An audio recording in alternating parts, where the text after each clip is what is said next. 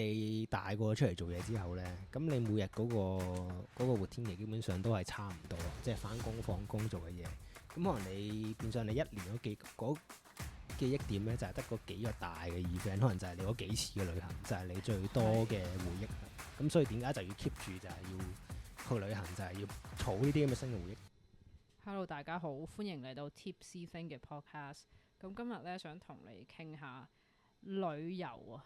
我諗旅遊呢樣嘢，大家每年都一定會去幾個噶啦。我唔知你有冇覺得呢？好似返工嘅時候啦，所有嘅假期都一定要攞嚟去旅行嘅，唔可以留喺香港嘅。或者你同同事每一次傾偈嘅時候，都係圍繞住下次你個假去邊度旅行啊咁樣。所以今日就想同你傾下，其實旅行對於我哋真正嘅意義係啲咩呢？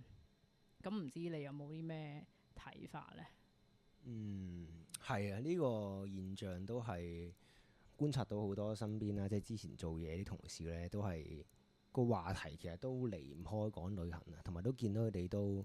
有時有啲甚至係特登請 no pay leave 去旅行，係啊，咁癲或者係去一個好短嘅 trip，可能星期五晚飛嘅，星期一就翻嚟咁樣啦，已經就繼續翻工啦。咁嗰陣時其實我係唔係好明白呢樣嘢嘅，因為我本身係即係我唔係特別旅行嘅愛好者咧，即係尤其是可能翻緊工嘅時候呢，我係好唔中意可能得嗰陣時可能得十零日假啦，咁就已經攞咗啲假嚟去旅行，跟住翻到嚟之後又要即刻好 rush 咁樣去翻工，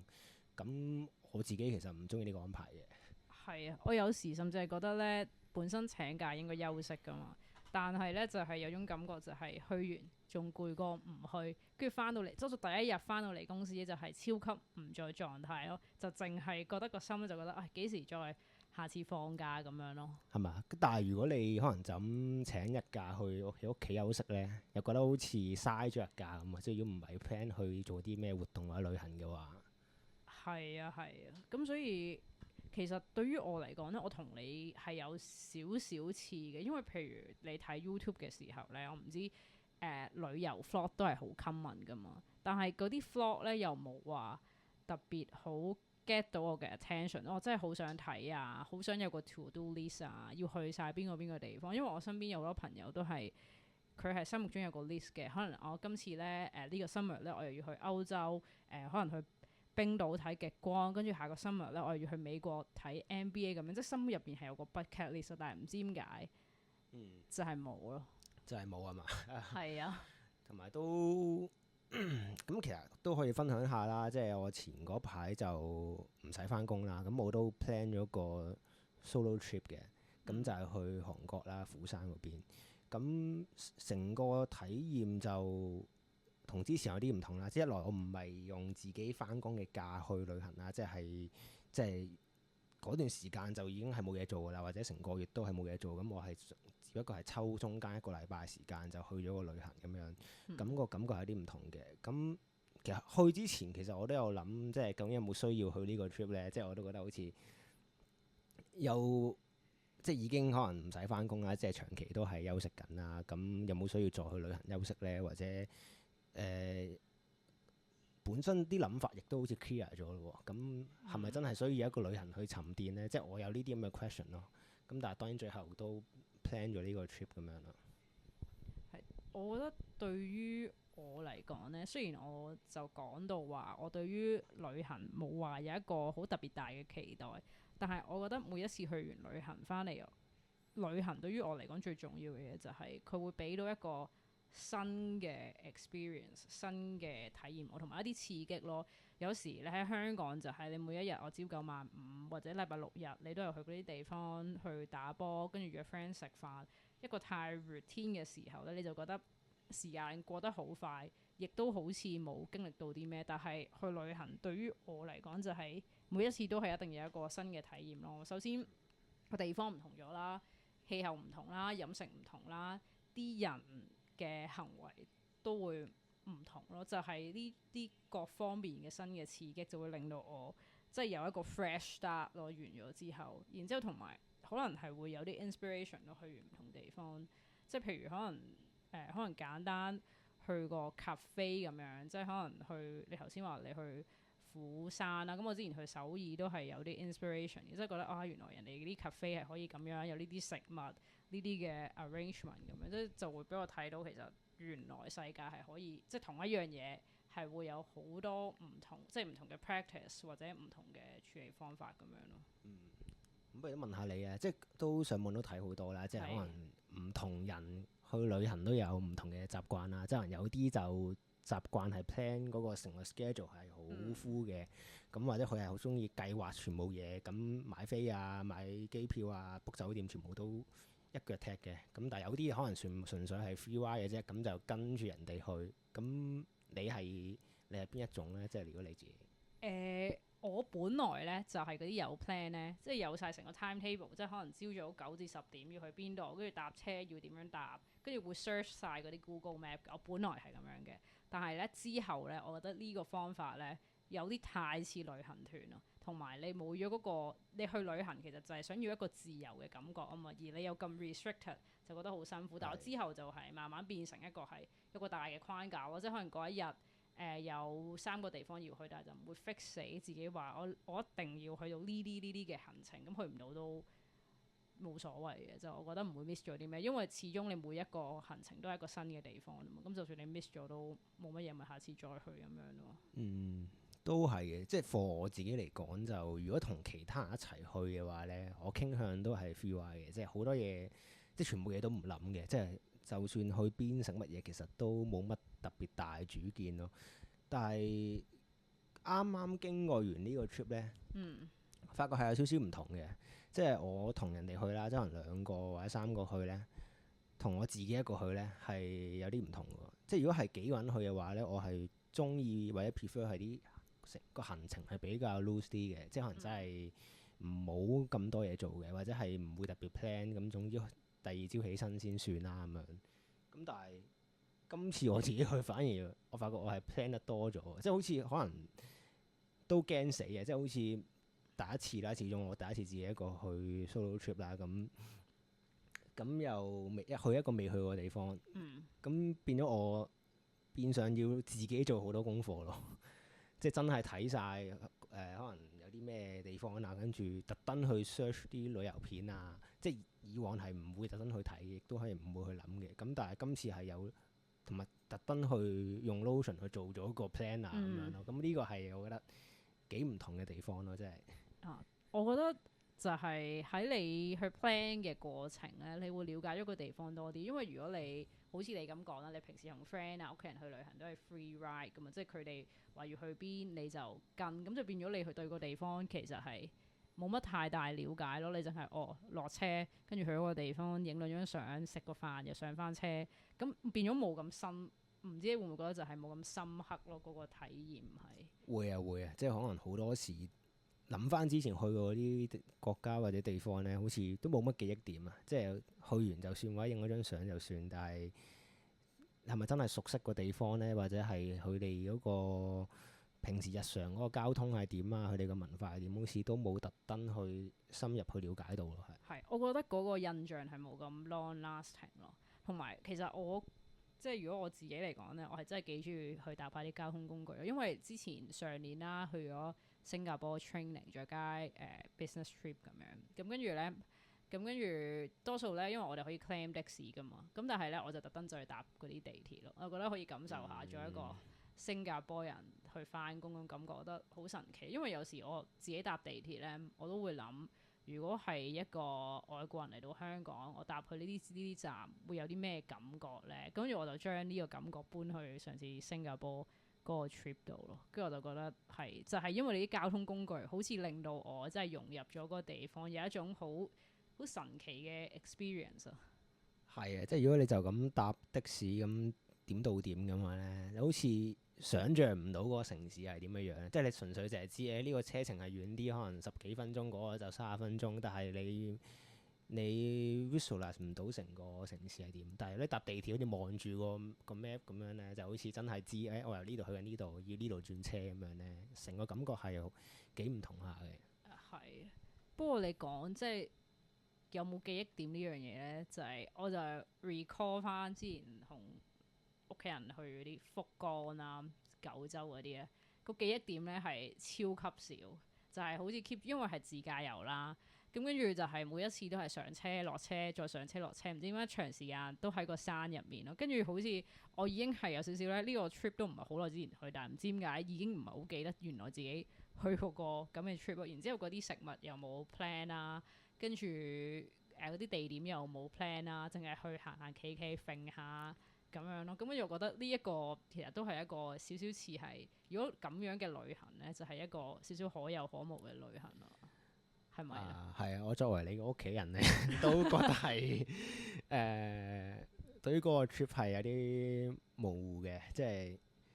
咪？即係可能始終唔係我哋 plan 啊，亦都我哋唔係負責揸車嗰個啊。咁當然你話係咪可有可無咧？咁我覺得又唔可以咁講，即係始終都係大家可能一家人即係 spend 咗個 time 喺一個地方度去度過。咁我覺得都有佢個意義嘅，但係個意義係咪了解嗰個國家或者了解嗰個地方咧？又即係唔係咯？即係另一種意義咯，我自己覺得。係，不過你咁樣講就係、其實唔同旅行係有唔同嘅 purpose，即係頭先我咁講啦。咁對你了解嗰個地方就係、即係失去咗了解個地方個意義，但係就變相就係嗰個 trip 嘅目的就係同屋企人相處。但係我諗唔同 trip 都有唔同 purpose，即係譬如如果你去嗰啲泰國啊、東南亞咩巴厘嗰啲，咁你一定係唔可以安排好多行程，即係你嘅目的就係要去放鬆，然之後去感受呢個無聊啊。咁你無聊有時都會帶俾你，就係、無聊嘅時候，你先會諗到一啲同你日常嗰個思考模式有啲唔同咯。我覺得，所以係可能每一個 trip 都可能應該要有個 purpose。我唔知啊，即係我咁樣諗咯。係嘅，呢個我同意嘅，即係你好難話去泰國或者巴黎係安排好多嘢嘅，即係佢本身就係一個去得嗰度就係 for 一個度假嘅 purpose 咁你好難去。咁當然可能調翻轉，你去歐洲一定係睇佢哋嘅歷史或者睇佢哋嘅建築啦。咁呢個亦都係即係另一種體驗啦。咁啊有啲就去日本可能滑雪又好，或者食嘢都好，或者即係睇景為主咯。咁係嘅，咁呢啲都係百貨應百客啦。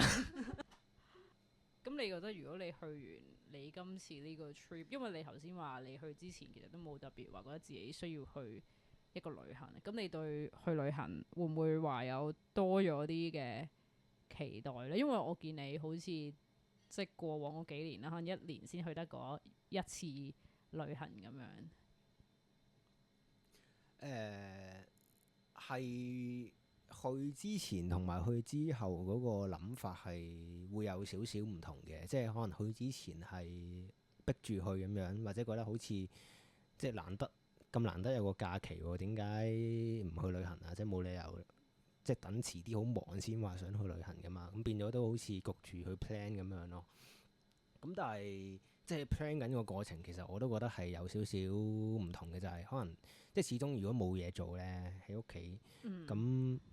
即係成個人個 motivation 都係會低啲嘅，或者你每日嗰個 routine 其實可能都係差唔多啊，亦都即係可能有啲嘢要做，但係亦都唔會話好大動力，可能都起身都已經比平時翻工嘅時間好晏啦，跟住都係咁樣咯。咁但係今次去完呢個 trip 咧，咁就感覺係因為全部嘢都要 plan 咧，咁就即係有啲好似真係做緊啲嘢咁啊！即係好似 instead of 一個旅行咧，或者一個 trip 咧，好似真係一個 project 咁樣咯。同埋係一個你 own 嘅 project 咯，亦都冇其他人去干預。係啊係啊係，亦都 project。咁呢個係一個幾得意嘅體驗咯，同埋都我發覺原來你 plan 完啲嘢咧，係變相都更加期待去到嗰個地方喎。即係相比你冇 plan，當然啲人話冇 plan 可能去到會有啲唔同嘅驚喜啦。但係如果你諗完啲嘢再去做咧，又個體驗又幾唔同嘅喎，即係好似真係即係好似將你嘅期待實踐落咗啲心機落去係。好啦，咁講完我哋自己嘅睇法同經驗，我覺得可以再傾下究竟點解香港人係特別中意去旅行呢？我諗其他國家啲人都會去旅行嘅，但係譬如如果你講內地大陸嗰啲人，佢哋好傾向就係去翻自己嘅國家唔同地方嗰度玩啦，即係可能去美國都係，佢可以去唔同 state 嗰嗰度玩，但係點解香港人係特別中意出國去旅行呢？有冇諗過呢樣嘢咧？係啊，我覺得即係 even 我今次去釜山呢，其實都見到都幾多韓國人去翻自己國家呢啲景點去睇咯。即係可能佢本身，我估應該某程度係個地理大細嘅問題。即係香港始終係一個好比較細嘅城市啦。即係你去得嘅地方，可能都已經去過啦，就咁多年嚟。咁但係可能其他國家或者可能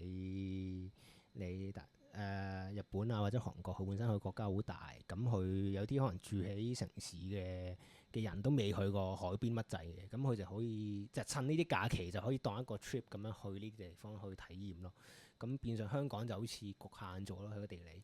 咁我呢個係其一咯。嗯，係咯，我都覺得係，即係香港始終係個地方太細，同埋你日常即係好多嘢太壓迫咯，即係你食餐飯，你又可能趕頭趕命咁樣，你又唔會有啲好啲嘅 service，咁就焗住你可能就要weekend 你就要去或者有長假期嘅時候就會 plan 下有啲咩地方可能有啲咩好嘢食啊，有啲咩地方多啲嘢買啊，咁因為香港個消費又高咯，所以而家變相就係就算你唔去旅行啦，啲人都係翻大陸咯，所以一見到就係一去到嗰啲 long weekend 咧，香港就好似冇晒。就算你出尖沙咀咧，以前係勁 pack 噶嘛，跟住依家係嗰啲電梯可以直上，即係地鐵嗰啲電梯咧可以直上直落咁樣。係啊，咁當然頭先其次你都講到啦，香港嗰個消費同嗰個物價始終都係幾高下嘅。咁而我哋個人工其實喺全球嚟講都算高啦。咁變相我哋其實去旅行呢，去唔同嘅地方都感覺係平過香港好多啦。即係無論買嘢食嘢，咁我相信呢個都係一個誘因，點解香港人咁中意出國去旅行啊嘛。好啦，咁講完呢度，咁你覺得即係當啦，我哋真係冇錢去旅行啦，冇呢個 budget 去出國，究竟喺香港會唔會都 achieve 到去旅行嗰個感受嗰種即係嗰個 feel 呢？其實你有冇咩辦法可以即係令到我哋就算冇離開香港都感受到我而家係旅行，即係或者頭先講啦，可能帶俾你啲新嘅體驗、新嘅 inspiration 啊嘛。我諗其實呢個最主要應該係個人嗰個心態問題咯。即係其實即係如果你係有心 plan 或者你係想充實自己一日嘅假期嘅話呢，咁其實你喺香港都可以 plan 一個一日嘅 trip，即係可能去啲遠少少嘅地方，或者去啲望下啲大自然、行下山，其實都已經係一個好好嘅活動咯。咁我諗好多人都唔會特登去咁做咯，即係可能得一兩日假期咁，其實可能佢都想喺屋企度 hea 下就算咁樣。咁呢個係幾可惜嘅，我覺得。咁其實講到底都係呢個心態同計劃問題咯，即係有時候件事就係好多嘢唔係等到去旅行你先走嚟搶，先走嚟逼自己去 explore 好多嘢。其實咁樣講，香港都有好多地方我哋都可以去探索，即係特別係香港咁多山啊可以行，又有海。其實好多即係內陸嘅地方啦，唔會好似我哋咁，即係可能搭會飛1個鐘就已經可以去到沙灘，又可以去行山。跟住可能你去到中環嗰啲，要有嗰啲即係新舊交錯嘅感覺，就可能如果要 plan，即係改變下個心態，你好好 plan 一下你嗰個 weekend 嘅嗰一日，唔好俾自己瞓到咁晏，即係咁 hea，其實都可能可以有一個去旅行新嘅體驗咯。係啊，即係我相信其實香港應該都仲有好多地方，即係大家係未去過嘅。咁我相信亦都唔會去得晒啦。咁呢個都係可能，即係會唔會可能都可以多少少嘅好奇心去 explore 下呢啲咁嘅地方呢？咁相信可能個體驗唔會比你去旅行差咯。咁而另外呢，其實除咗講話 plan 一日嘅假期之外啦，咁其實我覺得每一日其實你都可以令自己有少少唔同咯，或者啲新嘅體驗咯。即係平時可能你翻工放工都係嗰條路線嘅，你都係搭地鐵㗎啦。咁今次會唔會可以試下？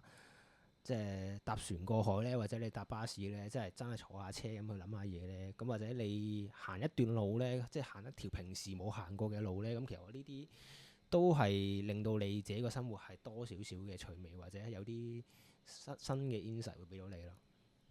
係啊，我覺得人越大咧，你就會覺得啲時間過得越快啊嘛。其實就係因為我哋 stick with 個 routine 太耐咯。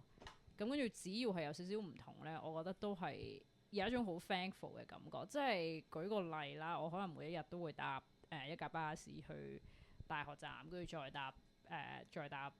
地鐵咁樣。咁但係我有時咧就會即係要有啲唔同，就可能我踩個單車去一個近近地嘅地方食咗 M 記先，跟住之後再搭地鐵，跟住嗰一日已經覺得係成日已經係有一個好大嘅 difference 咯。即係你覺得嗰一日係好 recharge，亦都會有更加多嘅 motivation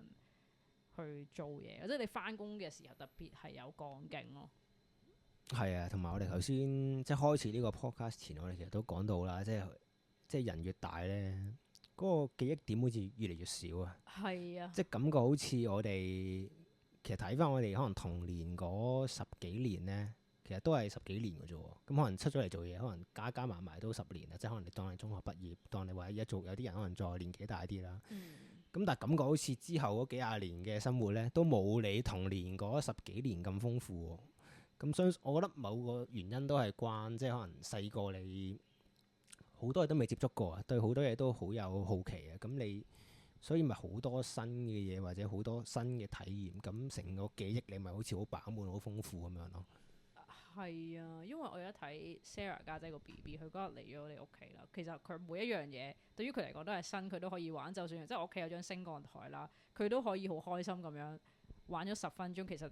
即係我覺得我哋細個點解覺得啲時間長咁多？即係每一日好似你放咗學啦，去到3、4點，你覺得自己已經做咗好多嘢㗎咯。跟住再翻到屋企做完功課啦，又可以再去打波啊、游水，即係好似唔知點解每一樣嘢每一日都係新，每一樣嘢都好似已經過咗，即係已經做咗好多嘢咁咯。每一日就係係啊，咁其實呢樣嘢其實正正都係呼應翻啦，即係點解香港人咁中意去旅行，或者究竟點解人咁中意去 travel 啦？咁因為我相信可能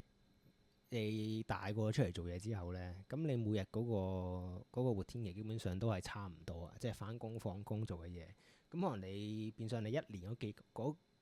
記憶點呢，就係得嗰幾個大嘅 event，可能就係你嗰幾次嘅旅行，就係你最多嘅回憶啦。咁所以點解就要 keep 住就係要去旅行，就係要儲呢啲咁嘅新嘅回憶。但係其實頭先都講到啦，即係會唔會可以喺每一日加啲新嘅嘢呢？或者每一日其實都唔好限死咗自己嗰個行程先咯。係，我覺得呢一樣嘢咧，再講遠少少咧，其實係可以講到即係一啲人際關係同埋感情。即係啲人成日可能話你兩個人嘅感情可能已經係去到一個好長嘅時間，咁然之後你就好平淡好悶。但係我覺得有時就係可以用翻頭先個理論，就係你有冇為呢個關係帶嚟一啲新嘅嘢呢？即係可能一個少少嘅改變。少少嘅動作都已經令到成件事有一種新嘅感受、新嘅體驗咯。所以其實講到底，你去旅行即係你去旅行啦，好似我哋頭先咁做一個新手黨，乜都唔 plan free ride 嘅，你都係一樣係冇一個新嘅感受，冇一個記憶點。但係反翻轉嚟講啦，如果我哋喺我哋自己日常嘅生活，自己諗辦法點樣去好好計劃，點樣去有啲新嘅嘢加入我哋嘅 routine 入面。咁我哋嘅體驗都同樣地係可以好似去咗旅行咁開心咯。係啊，同埋其實呢樣嘢正正就係對生活嘅感恩咯。即係可能你每一日擘大眼，係咪真係期待嗰一日嘅生活呢？定係你覺得都係咁樣有一日呢？咁亦都即係去翻頭先你講啦，即係人同人之間嘅關係其實都係可以透過呢啲。即係可能你同屋企人食飯都覺得好似冇咩好講啦，或者同另一半都好似每日都係咁噶啦。咁會唔會係即係其實佢個即係有呢啲人嘅出現，其實應該已經好值得好感恩，或者應該要即係唔可以覺得係視為一種理所當然或者一個日常咯。即係你應該係更加要每日去大家做多啲唔新嘅嘢，或者係新嘅刺激咁俾大家。咁即係對所有關係對嚟都會長遠啲，或者同對你自己人生其實亦都會開心啲。係啊，就係所有嘢我哋都覺得太理所當然咯。當嗰樣嘢變成 routine 嘅時候，你就已經覺得悶，已經再冇記憶點，已經唔可以再好似細個嘅時候覺得每一樣嘢都係新咯。即係細個啲嘢就係追住你，你要去學，你要去識，但係去到大個，當你已經識咗好多嘢嘅時候，就會變咗你自己要去追住啲嘢去學、去識、去 explore 咯。咁你嘅人生先會真係 full of 一個 experience，你先冇遺憾咯。係啊，不過當然就頭先我哋講咁多，就好似好簡單咁樣啦，或者係即係叫大家每日去期待每一日啦，叫大家或者去感恩，其實係咪真係咁易做到呢？即係我咁講完，其實我都覺得我聽日起身都係做翻同一樣嘢。咁但係我覺得，所以點解去翻開頭，點解我覺得 plan 一個 solo trip 其實係點解咁好嘅一件事，就係因為有時啲嘢即係可能人越大，真係要調翻轉逼翻自己去做呢啲嘢咯。即係你好容易就會喺嗰個生活入邊迷失咗啊！亦都係即係你開始習慣咗嗰套嘅流程咧，你亦都少少改變，你其實你都唔想啊。即係變咗，其實我去之前都好多嘢擔心，即係好似一來係你講到其實我都比較少去旅行啦呢幾年，咁突然之間要去一個陌生嘅地方，其實我都係好似都需要勇氣咯。咁其實呢樣嘢好奇怪，即係可能對於成日去旅行嘅人嚟講覺得好奇怪，但係我係好似就係咁樣樣咯。咁變咗嗱，逼完去做就發覺原來都係咁，或者都係好似都做到啲嘢咁樣喎。好似當你有一個 routine 咗好耐嘅時候，你每做一樣新嘅嘢都好似要好用力去跨出嗰一步，即係好似要跨出好多自己嘅忐忑咯。但係當你跨過之後，你又會回想翻，你又覺得嗰樣嘢係好開心咯。係啊，係咯，我覺得咁我覺得都建議係啦，大家每日都去揾啲新嘅刺激啦，咁就係咯，咁係咯，相信大家都會開心啲。講到呢度啦，即係呢啲係知易行難咯，都係少少咁做咯。嗯，係好係啊啦。